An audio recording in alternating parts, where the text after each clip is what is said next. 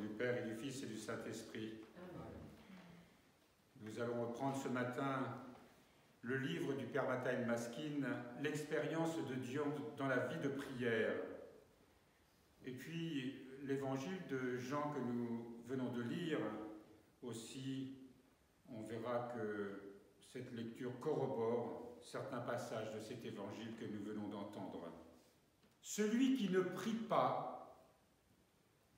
ne peut s'attendre à recevoir du Seigneur directive, renouveau, grâce, salut.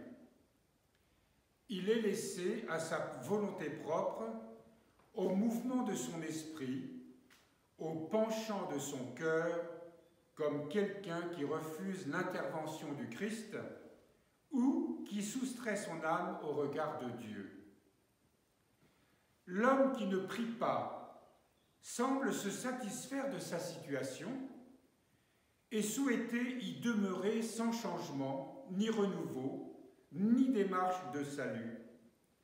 Mais sans qu'il s'en rende compte, sa situation se détériore de jour en jour, les liens qu'il attache à son corps et à la terre se renforcent, et son moi demeure la seule source de ses espoirs et de ses passions. Quant à sa relation au Christ, elle reste superficielle et formelle, sans force, incapable de changer ou de restaurer quoi que ce soit. Il s'expose même à renier le Christ au moment de l'épreuve, du besoin, du danger ou de la maladie. Oui, l'homme qui ne prie pas ne peut changer ni se renouveler. L'homme qui ne change ni se renouvelle ne peut avoir de relation véritable et efficace avec le Christ. Aussi zélé soit-il, le culte qu'il présente n'exprime qu'un formalisme extérieur et superficiel qui ne peut donner de fruits. Chers frères et sœurs, même nous qui prions régulièrement à travers les différents offices de notre vie monastique, le canon de prière, comme on dit, notre attitude peut être extérieure ou intérieure. Elle peut être extérieure si, lorsque nous prions, nous pensons à toute autre chose, ou si nous récitons les psaumes, chantons les cantiques d'une manière mécanique, l'esprit ailleurs. La prière, c'est une attention au sein des paroles que nous prononçons à la présence de Dieu.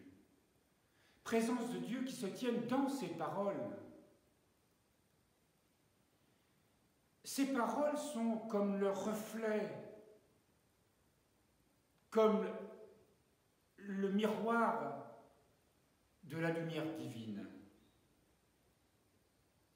Cette lumière divine que nous recevons lorsque nous les prononçons, elles sont vivantes, elles sont réelles, elles sont aussi mystérieuses, elles échappent souvent à notre esprit rationnel et c'est tant mieux. C'est pour ça qu'il est dit ici que si nous ne sommes pas attentifs, ça ne concerne pas seulement celui qui ne prie pas ou peu, mais aussi comment nous prions. Nous pouvons prier aussi d'une manière très technique, pratiquer la méditation d'une manière très technique. Nous pouvons aussi chanter et prier d'une manière très technique.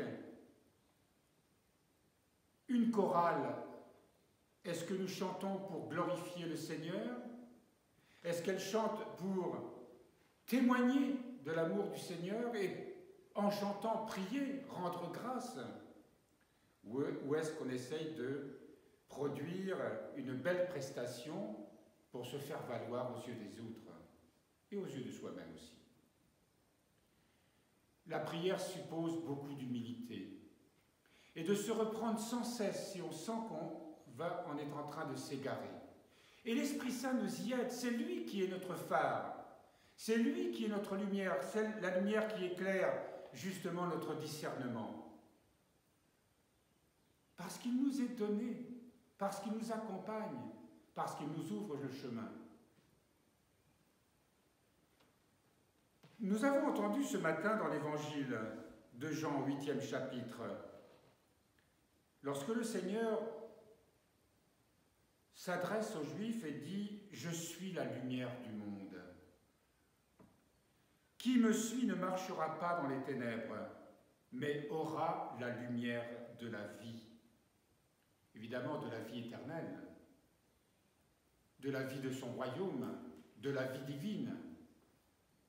Celui qui prie humblement, avec attention. Il ne s'agit pas d'être parfait dans la prière, nous ne le savons pas, nous ne le pouvons pas.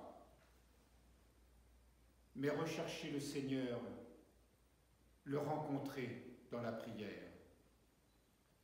Parce que par la parole, par les paroles des psaumes, des cantiques, des offices, cette parole est aussi la parole du Christ. Il s'unit à nous dans la prière. Ces paroles qui sont paroles vivantes, ces paroles qui sont vie et lumière, paroles que le Christ lui-même adresse au Père avec nous. Il y a une véritable rencontre dans la prière. Et si nous sommes autant qu'on le peut attentifs, même si nous sentons quantité de résistance en nous, que souvent nous nous égarons,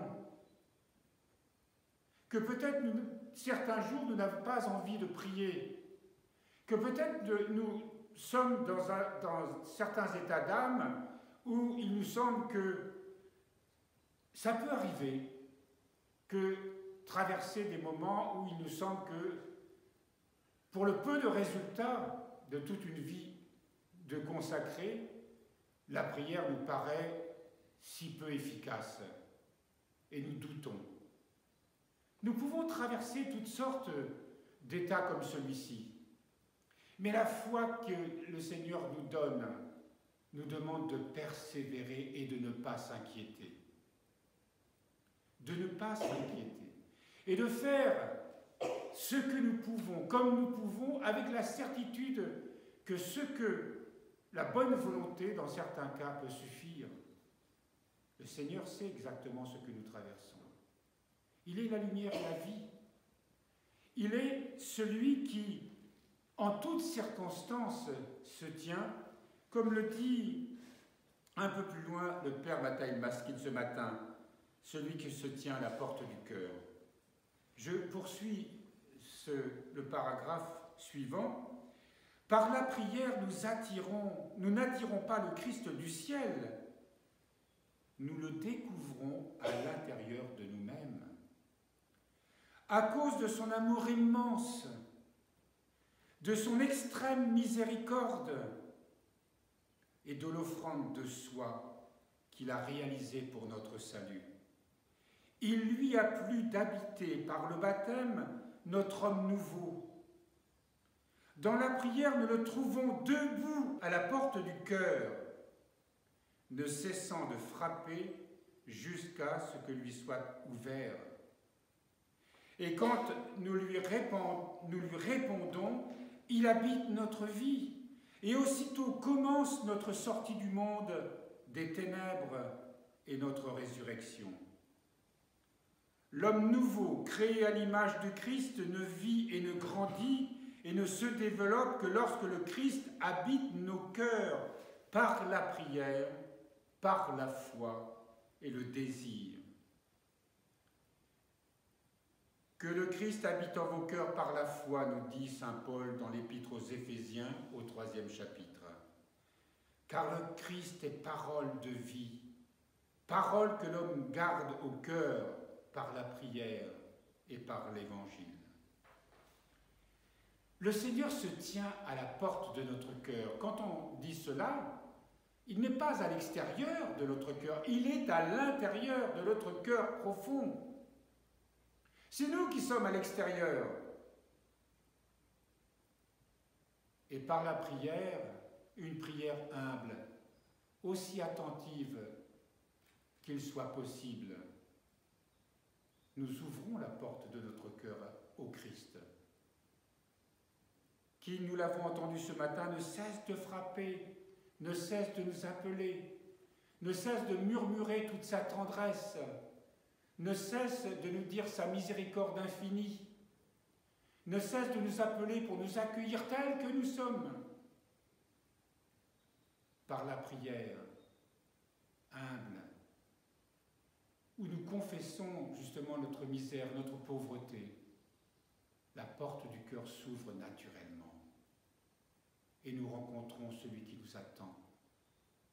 Et nous vivons avec celui qui veut nous faire partager toutes ses richesses, toutes ses merveilles, autant qu'on peut les recevoir, mais peu à peu, notre cœur se purifie, notre âme se sanctifie, et nous grandissons dans cette lumière, nous grandissons dans cette vie nouvelle, et notre vie en est totalement transformée. Et comme nous le savons tous, le Seigneur nous donne cela pour que nous aussi, nous apprenions à aimer nos frères et nos sœurs comme il nous aime. Il nous donne cette force, il nous donne ce désir jusqu'à la mort, jusqu'à l'oblation totale de notre vie. Parce que l'amour n'a pas de limite. L'amour se donne infiniment. Et c'est ce à quoi le Seigneur nous appelle. Dans ce temps que nous vivons, qui est celui de Pâques, de la résurrection, là nous comprenons ce que veut dire quand nous prononçons ce cri que le Christ est ressuscité.